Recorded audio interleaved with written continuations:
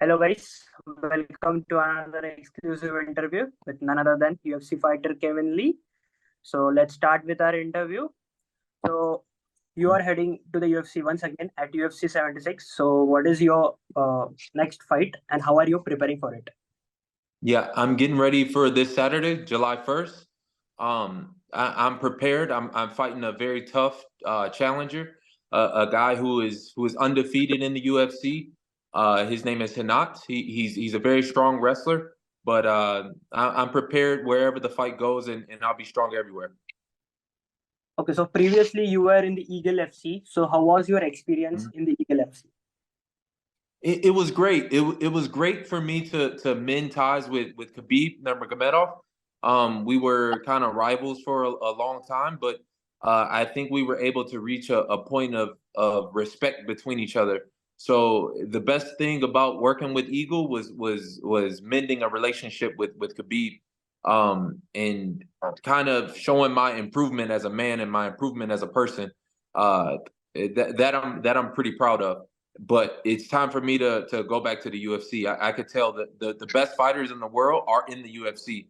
I love MMA. I love fighting, and the UFC has really become the pinnacle and where the best fighters are. So I needed to step back in here and prove myself to the world.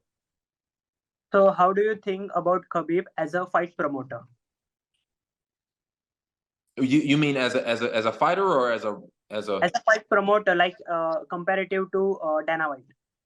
it's hard for me to say because he only put on one show. I think anybody can do good once, but it's very hard to continue. I think that's what makes the UFC stand out. When you look, they've had thousands and thousands of shows and have gotten better and better each time. I think that's what makes a great fight promoter. That's what makes a great fighter. That's what makes a great person, is for you to do something and continue to do it and continue to improve your level. It's very hard for me to compare when it's only been a 1 year thing. It's hard for me to tell how good or how bad of a promoter it was. The promotion was great, but again, I didn't get a second fight there, so it's hard for me to say. Okay, so what are the things that have been changed in the UFC since you left the promotion? Yeah, it's changed a lot. I haven't been in Las Vegas in over a year. So me coming back to Las Vegas, I've seen it's grown a lot. There's a lot more people around. There's a lot more things happening. It kind of feels good. The energy feels good. The energy feels high. And the buzz in the city is a whole lot bigger. It seems there's more money involved with the UFC even in the last year. And I feel that's risen the level of everything.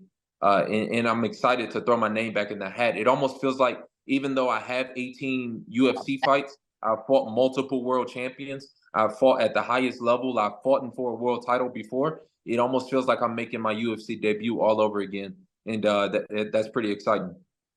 So talking about world champions, you previously fought with Tony Ferguson.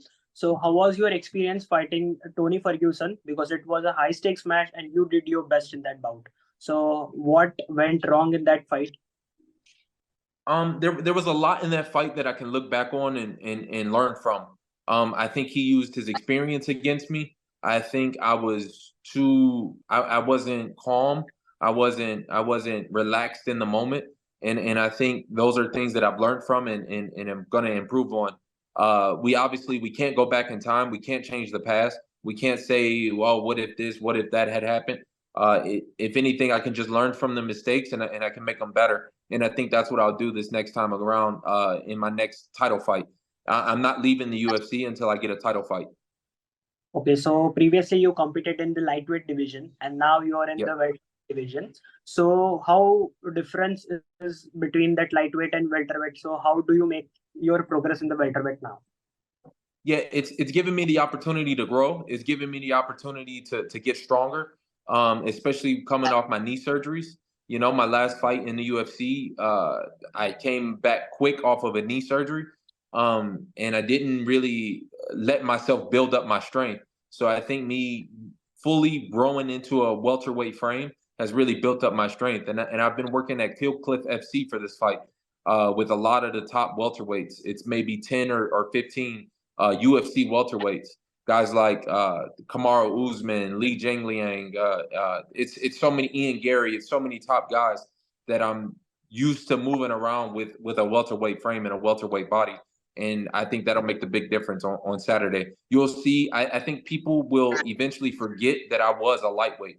It'll be almost like Dustin Poirier, where people forgot that he was a featherweight. Now he's only considered lightweight. It'll be the same for me. It'll only be welterweight.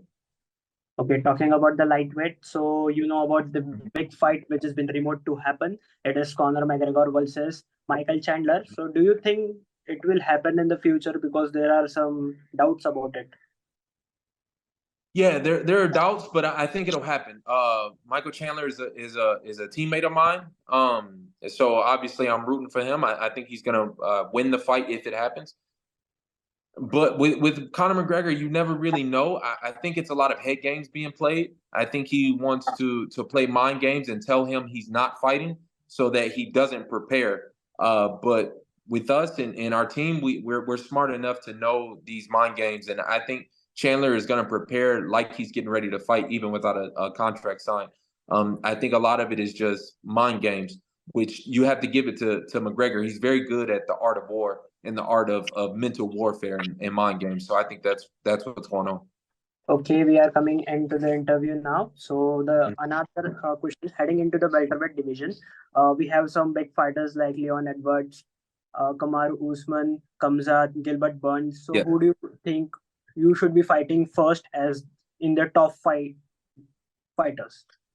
Out of those guys, or the top five in general, obviously the one that intrigues me the most is Leon Edwards. You know, he's a very tricky puzzle, you know, and I think that's what excites me. I've moved around with a lot of guys who have sparred with him, who have moved around with him, and they all say he's very tricky, and I think that's the fight that excites me the most. I think I have the size, I think I have the wrestling to give him a very, very good fight, and I have the pressure, and I think that's what's going to show in this fight. The guy that I'm fighting right now, Hinat, he's a very strong pressure fighter. He's almost like Kamzat Chimaev. If you really look at his past fights, he's only been hit maybe 2 or 3 times. It's just he doesn't speak enough. He doesn't really speak English. He doesn't really have the media behind him to boost his name the way that Kamzat did. But when you look at his skill set, it's very, very similar to Kamzat. So I think in this fight, I'll show that I'm able to handle that pressure and stand up to it and provide my own. And that'll match up with somebody like Leon Edwards and the champion. Okay, so final question of the day. So Yes. how is Kevin Lee out of the MMA scene or the MMA life? How am I outside of it? Yeah. A lot of people have kind of known my brother now. You know, my brother Keith Lee, he's getting very famous in the world. He's making a name for himself as a superstar outside of MMA.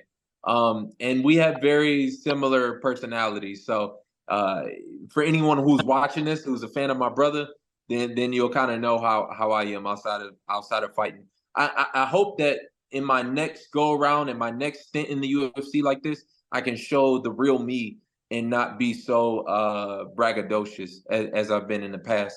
I would like to get back to the real me and show my true colors. Okay, we wish you all the best for your next big fight. Thank you.